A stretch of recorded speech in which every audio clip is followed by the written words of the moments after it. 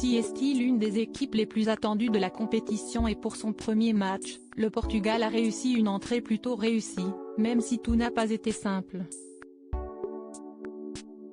À l'image de Lionel Messi, qui dispute très certainement sa dernière Coupe du Monde avec l'Argentine, Cristiano Ronaldo espère plus que tout soulever le trophée ultime au Qatar.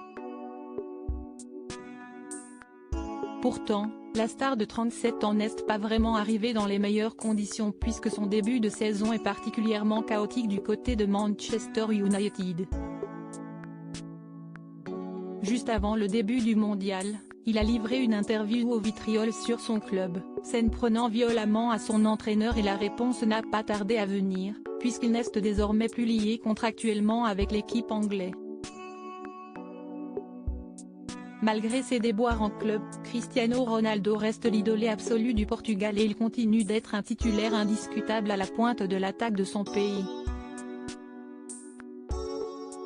Hier après-midi, ils affrontaient le Ghana pour leur premier match dans la compétition et la rencontre fut particulièrement serrée. Une victoire 3-2 pour les champions d'Europe 2016, qui ont eu du mal à se dépêtrer d'un adversaire coriace. Décisif, le compagnon de Georgina Rodriguez a provoqué un penalty et marqué le premier but de son équipe, avant de faire sa fameuse célébration devenue iconique où il saute en l'air avant de retomber au sol en criant très fort si.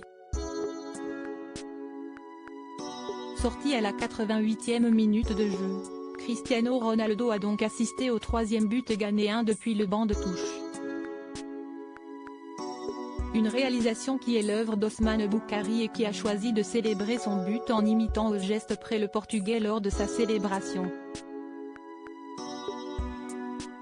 Des images qui ne sont pas passées inaperçues et on peut même voir CR7 pester depuis le banc de touche.